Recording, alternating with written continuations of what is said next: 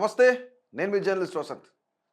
ఈరోజు దేశవ్యాప్తంగా ఎన్సీఈఆర్టీ గురించి మాట్లాడుకుంటున్నారు. ఎన్సీఈఆర్టీ అసలు ఏం చెప్తుంది?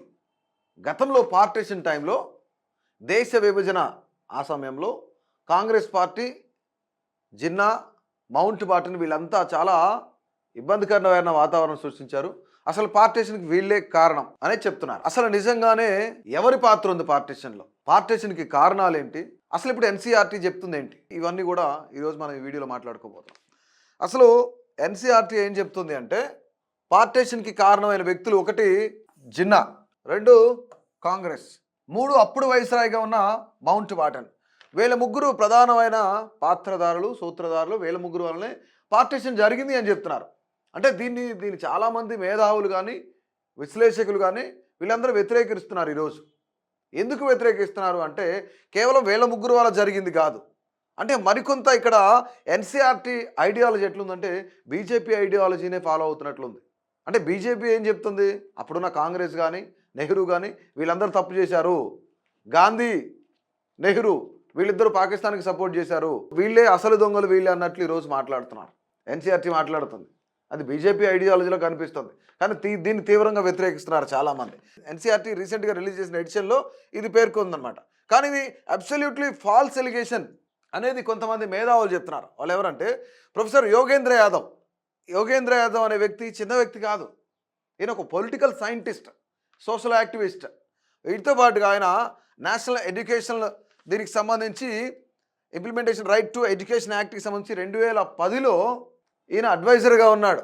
అంటే వీళ్ళ నరేషన్ అంతా కూడాను పొలిటికల్గానే ఉంది. ఇది పొలిటికల్ నరేషనే, ఇది స్వతంత్ర ఎజెండానే, ఇది ఒక పార్టీకి సంబంధించో పొలిటీషియన్కి సంబంధించిన ఎజెండాలాగా అనిపిస్తుంది. వీళ్ళ నరేషన్ అంతా పొలిటికల్ నరేషన్ అని చెప్పేసి యోగేంద్ర యాదవ్ గారు చెప్తున్నారు. ఆయన పొలిటికల్ సైంటిస్ట్ కూడాను. తర్వాత రెండో వ్యక్తి ప్రొఫెసర్ సుచేత మహాజన్ ఏం చెప్తున్నారు అంటే, ఈమె హిస్టారియన్, జేఎన్యూ ప్రొఫెసర్ కూడాను. చరిత్రను వక్రీకరిస్తున్నారు. అసలు చరిత్ర ఇది కాదు, ఇందులో కాంగ్రెస్ పాత్ర లేదు అనేది సుచేత మహాజన్ చెప్తున్నారు. ఈమె హిస్టారియన్ కూడాను.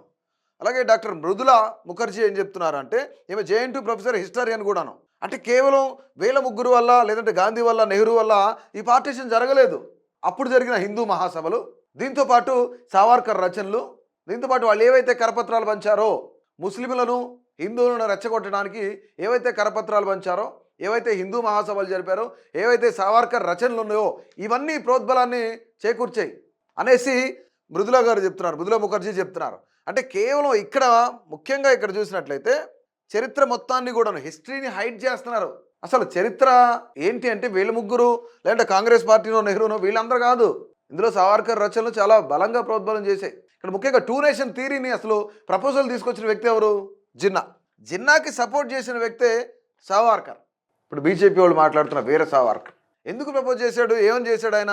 గతంలో ఎప్పుడైతే హిందూ మహాసభలు జరిపారో, అంటే సభల్లోనో వీటన్నిటికి సంబంధించి పెద్ద పెద్ద మీటింగుల్లోనో చెప్పలేదు, కానీ వాళ్ళది ఎప్పుడైతే ఒక కమిటీ మీటింగ్ జరుగుతుందో, జనరల్ బాడీ మీటింగ్ జరుగుతుందో, ఆ జనరల్ బాడీ మీటింగ్లో హిందూ దేశంలో హిందువులు మాత్రం ఉండాలి, ముస్లిం దేశంలో ముస్లింలు ఉండాలి, ఇందులో తప్పే ఉంది, దీనికి 2 నేషన్ థియరీ ఏదైతే ఉందో జిన్నా ప్రపోజల్ చేసిన దాన్ని నేను సపోర్ట్ చేస్తున్నా అంటూ సావర్కర్ చెప్పారు. సో ఇది ఓవరాల్గా ఎన్సీఆర్టీ అనేది ఈరోజు తప్పుపడుతుంది, చరిత్రను వక్రీకరిస్తుంది అని చెప్పేసి చాలామంది మేధావులు చెప్తున్నారు. దీంతోపాటు పార్టీషన్ తర్వాత, బైఫర్కేషన్ తర్వాత మనకి ఇక్కడ కాశ్మీర్ ఇష్యూ అనేది రైజ్ అయింది. కాశ్మీర్ ఇష్యూ రైజ్ అయిన తర్వాత 1949 ఐ థింక్ 1949లో ఆర్టికల్ 370 తీసుకొచ్చారు. ఆర్టికల్ 370 ఏం చెప్తుంది? టెంపరీ ప్రొవిజన్ ఇది, రైట్? స్పెషల్ అటానమస్ స్టేటస్ దీనికి కలిగి ఉంది జమ్మూ కాశ్మీర్. అంటే స్వతంత్ర ప్రతిపత్తి కలిగిన రాజ్యం అనుకోవచ్చు. అప్పుడు పరిపాలిస్తున్న రాజు ఎవరు? మహారాజా హరి సింగ్ గారు పరిపాలిస్తున్నారు. ప్రధానమంత్రిగా ఉన్నది జవహర్లాల్ నెహ్రూ. వీళ్ళిద్దరి మధ్య కొన్ని సత్సంబంధాలు లేదంటే అగ్రిమెంట్స్ జరిగినాయి. కాశ్మీర్ని భారతదేశంలో కలపం. గతంలో ఆపరేషన్ పోలో చేసి హైదరాబాద్ని ఎట్లయితే భారతదేశంలో పటేల్ గారు గడిపారో, అదేవిధంగా హైదరాబాద్ ఎప్పుడైతే డివైడ్గా ఉందో అలానే జమ్మూ అండ్ కాశ్మీర్ కూడా ఉండేది. టెంపరీ ప్రొవిజన్లో ఆర్టికల్ 370 తీసుకొచ్చారు. ఆర్టికల్ 370లో ఏమున్నాయి? ఆర్టికల్ 370 ఏం చెప్తుంది? ఓన్ కాన్స్టిట్యూషన్ ఉంది. 1957లో వాళ్ళకి సొంతగా రాజ్యాంగం ఉంది, వాళ్ళకి సొంతగా ఫ్లాగ్ ఉంది, ఓన్ ఫ్లాగ్ ఉంది. 1940 అది కూడా 1957. అర్థమైందా? వీళ్ళకి సంబంధించి పార్లమెంటరీ పవర్స్, కొన్ని పార్లమెంటరీ పవర్స్, ఇండియాకి సంబంధించిన పార్లమెంటరీ పవర్స్ని వాళ్ళు రిస్ట్రిక్ట్ చేశారు. కానీ దేంట్లో ఇన్వాల్వ్ అవ్వచ్చు కాశ్మీర్కి సంబంధించి? ఇండియా డిఫెన్స్ కానీ, ఫారెన్ అఫైర్స్ కానీ, వీటన్నిటిలో ఇండియా అనేది ఇన్వాల్వ్ అవ్వచ్చు, డైరెక్ట్గా ఇన్వాల్వ్ అవ్వచ్చు అని చెప్తున్నారు. అంటే ఇదంతా వాళ్ళకి మనకు ఒక మ్యూచువల్ అండర్స్టాండింగ్. ప్రధానమంత్రి జవహర్లాల్ నెహ్రూ గారికి అలాగే మహారాజా హరి సింగ్ గారికి సంబంధించి వాళ్ళిద్దరి మధ్య జరిగిన ఒక విషయం అన్నమాట ఇది. కానీ ఇక్కడ కొన్ని రెస్ట్రిక్షన్స్ ఏంటంటే ఎడ్యుకేషన్ పాలసీ వాళ్ళకి మనకి చాలా డిఫరెంట్, కొంత బాగా డిఫరెంట్ ఉండేది అప్పట్లో. ఇక మ్యారేజ్ విషయానికి వస్తే ఒకవేళ ఆ భూభాగంలో జన్మించిన ఆడపిల్లని వేరే స్టేట్కి సంబంధించి మన భారతదేశం ఉన్న మిగతా స్టేట్లకు సంబంధించిన వ్యక్తులు ఎవరైనా మ్యారేజ్ చేసుకుంటే వాళ్ళ సిటిజన్షిప్ అనేది క్లోజ్ అవుతుంది, వాళ్ళ సిటిజన్షిప్ అనేది క్యాన్సిల్ అవుతుంది, రైట్. అంటే వాళ్ళు రాసుకున్న అమెండ్మెంట్స్ ఏవైతున్నాయో.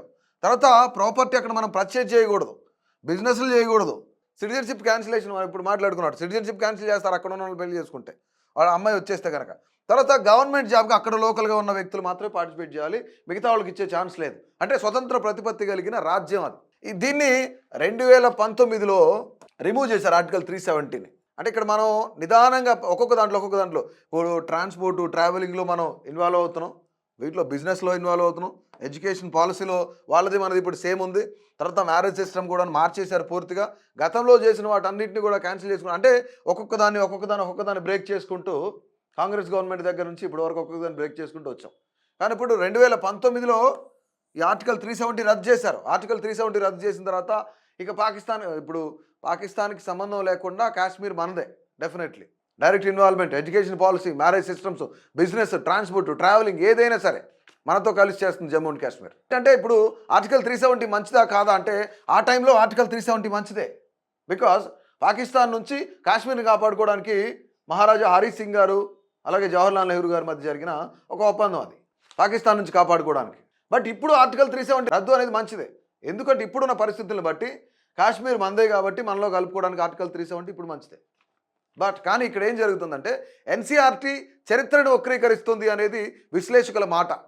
ఎన్సీఆర్టీ అసలు చరిత్రనే మార్చేస్తుంది. గతంలో ఎందుకు ఈ యొక్క విభజన జరిగింది అంటే కేవలం గాంధీ వల్ల, నెహ్రూ వల్ల, అక్కడ మౌంట్ బాటన్ వల్ల, జిన్నా వల్ల, కాంగ్రెస్ వల్ల కాదు.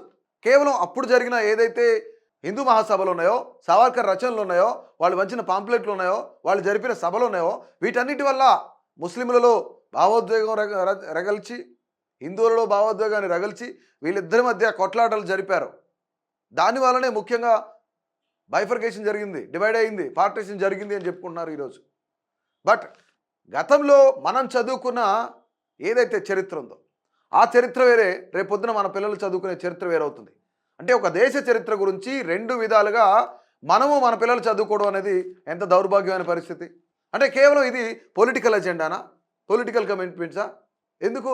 రాజకీయ ప్రతిపత్తి కోసమే, రాజకీయం కోసమే, రాజకీయ లబ్ధి కోసమే, వాళ్ళ స్వప్రయోజనాల కోసమే వాడుకుంటారని చెప్పేసి చాలా క్లియర్గా తెలుస్తుంది, డైరెక్ట్గా తెలుస్తుంది.